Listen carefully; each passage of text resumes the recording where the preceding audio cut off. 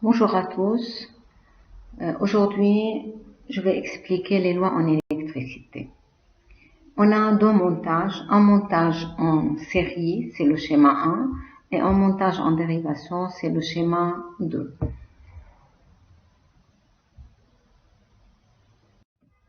Objectif d'apprentissage, énoncer les lois en série, énoncer les lois en dérivation. Premièrement, je commencerai par les lois relatives à un circuit en série. Les lois relatives à un circuit en série. Dans un montage en série, l'intensité est unique, c'est la loi d'unicité de l'intensité. Pour vérifier que l'intensité est unique, il suffit de prendre 2 ampères-mètres, mettre un ampère-mètre entre G et L1, un autre entre L1 et L2. Je remarque que les 2 ampères-mètres indiquent la même intensité. Donc, I1 est égal à I2. Loi d'additivité des tensions, on peut dire les tensions s'ajoutent ou bien la tension aux bornes du générateur est égale à la somme des tensions aux bornes des différents dipôles. Pour le vérifier, je prends 3 voltmètres, je branche un aux bornes du générateur, un autre aux bornes de L1 et un troisième aux bornes de L2. Je remarque que si la tension aux bornes de L1 est 2 volts et celle aux bornes de L2 est 4 volts, la tension aux bornes du générateur sera 6 volts, c'est-à-dire 2 plus 4 égale 6. Maintenant, pour être sûr que vous avez compris, vous avez 5 minutes pour faire l'exercice suivant. Remarque, la tension aux bornes d'un ampère-mètre est presque nulle, donc on va compter que la tension aux bornes de l'ampère-mètre est nulle, et la tension aux bornes d'un interrupteur fermé, elle est nulle.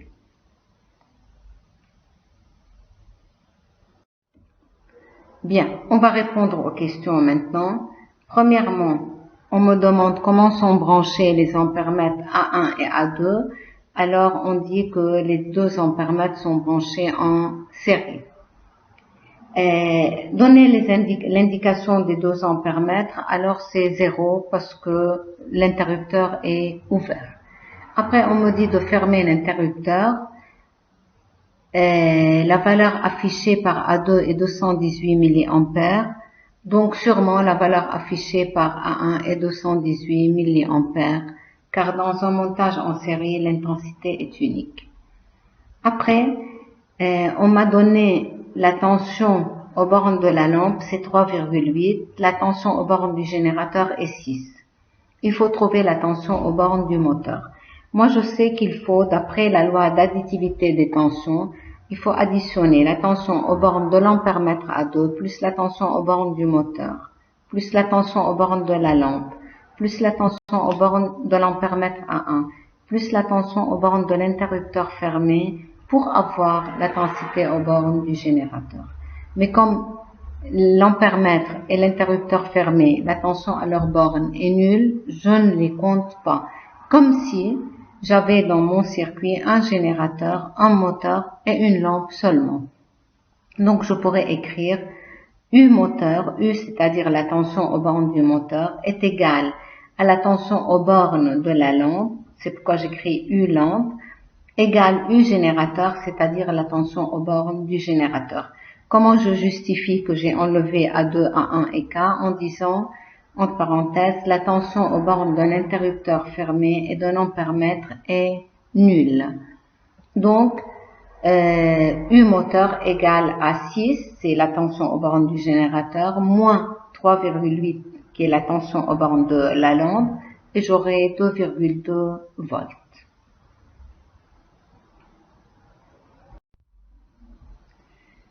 Bien, on nomme l'exercice numéro 4 maintenant.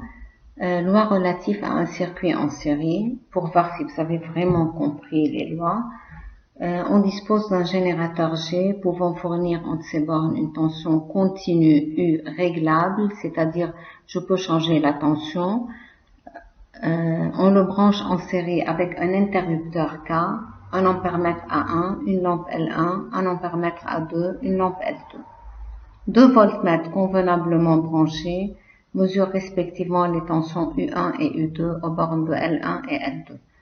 On modifie successivement la valeur de U et on relève chaque fois les valeurs correspondantes de I1, I2, U1 et U2. Certaines valeurs de I1 et I2 sont inscrites dans le tableau ci-dessous. On a I1 175 mA, il faut trouver I2, I1 on ne sait pas combien, mais on sait que I2 c'est 210, I1 224, on ne sait pas c'est combien I2, I2 278 et on ne sait pas c'est combien I1. Maintenant, certaines valeurs de U1, U2 et U sont consignées dans le tableau. Vous avez U1 2,50, 2,80, on ne sait pas, 3,60. U2, 3,75, on ne sait pas, 4,65 et 5,40. Il faut trouver U en volts. Quand vous avez U1, U2, vous devez trouver U. La deuxième, on m'a donné U qui est 7 volts, on m'a donné U1, il faut que je trouve U2. La troisième colonne, on m'a donné U, on m'a donné U2, il faut que je trouve U1. Bien, la première question. Quelle relation existe-t-il entre I1 et I2? Relation, c'est-à-dire il y a une formule. Vous allez dire, est-ce que I1 égale 2I2, 5I2 est plus petite que I2, supérieure à I2? Je ne sais pas. C'est à vous de savoir. Justifiez la réponse en énonçant la loi correspondante. Qu'est-ce qui vous a permis d'écrire I1 égale 4I2 ou I1 égale I2 ou I1 plus petit que I2? Il faut justifier. Puis vous allez compléter le premier tableau. Petit b, B1, aussi vous allez donner la relation entre U, U1 et U2. C'est une formule qui lie les trois. Justifiez la réponse en énonçant la loi correspondante. Qu'est-ce qui vous a permis d'écrire U égale à telle chose ou bien U, je ne sais pas ce que vous avez écrit, qu'est-ce qui vous a permis de l'écrire et vous complétez le tableau. Corrigez. Premièrement, vous avez I1 égale à I2. Dans un montage en série, l'intensité du courant est la même en tout point du circuit. Le tableau, j'avais I1 175, donc automatiquement I2 c'est 175 mA. Si I1 est 210 mA, si I2 est 210 mA, obligatoirement I1 va être 210 mA. I1 224, donc I2 224. I2 278, alors I1 278, parce qu'en série, l'intensité est la même en tout point du circuit. Bien, maintenant la question B. Vous avez B1, la relation entre U, U1, U2, c'est que U égale U1 plus U2. U, c'est la tension aux bornes du générateur. Elle est égale à la somme des tensions aux bornes des différents dipôles. B2, complétez le tableau. On a U1 2,50, U2 3,75, donc U va être égal à 6,25, c'est 2,50 plus 3,75. Si on a U égale à 7 et U1 égale 2,80, alors je dois faire 7 moins 2,80 parce que la tension la plus grande c'est aux bornes du générateur. 7 moins 2,80, ça fait 4,20. Si on a la tension aux bornes du générateur 7,75 et celle aux bornes de L2 est 4,65, je fais 7,75 moins 4,65 et j'aurai la tension aux bornes de L1. Maintenant, si j'ai la tension aux bornes de L1 et celle aux bornes de L2, il suffit d'additionner pour avoir la tension aux bornes de la pile. 3,60 plus 5,40 égale à 9. Passons à la deuxième partie, c'est les lois relatives à un circuit en dérivation. Loi relative à un circuit en dérivation. Je commence par loi d'unicité de la tension entre deux points.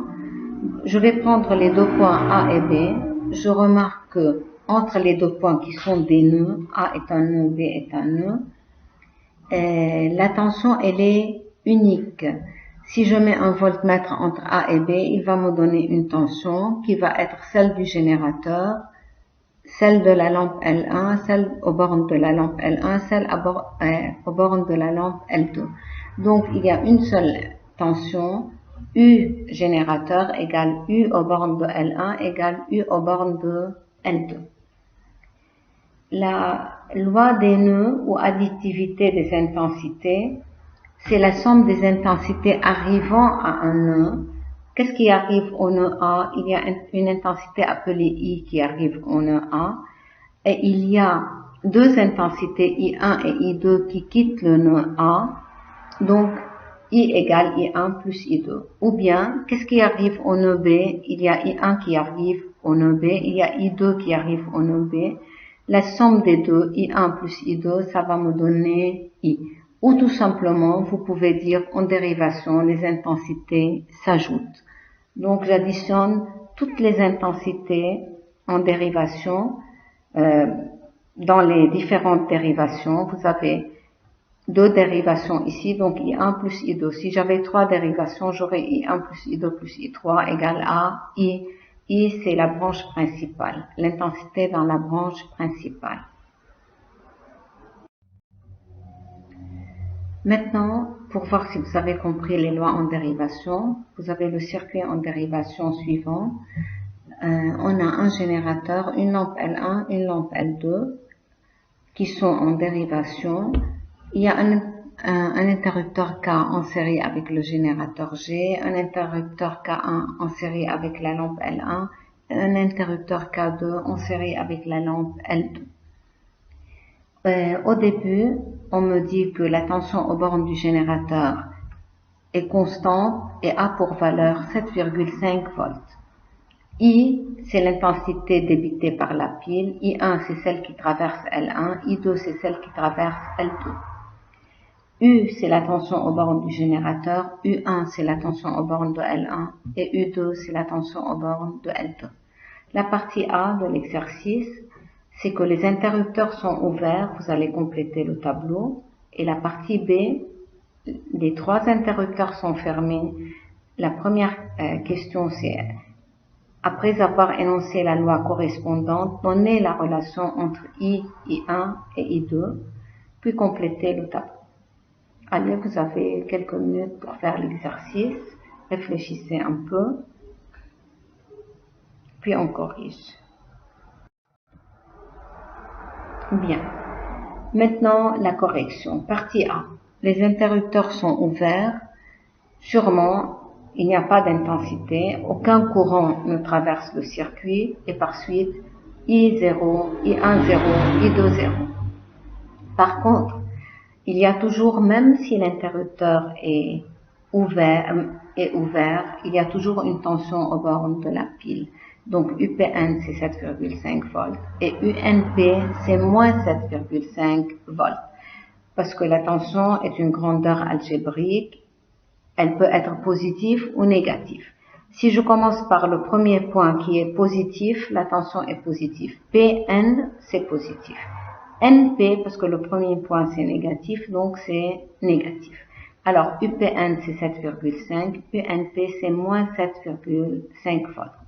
U1 c'est 0 volts et U2 c'est 0 volts. Partie B de l'exercice.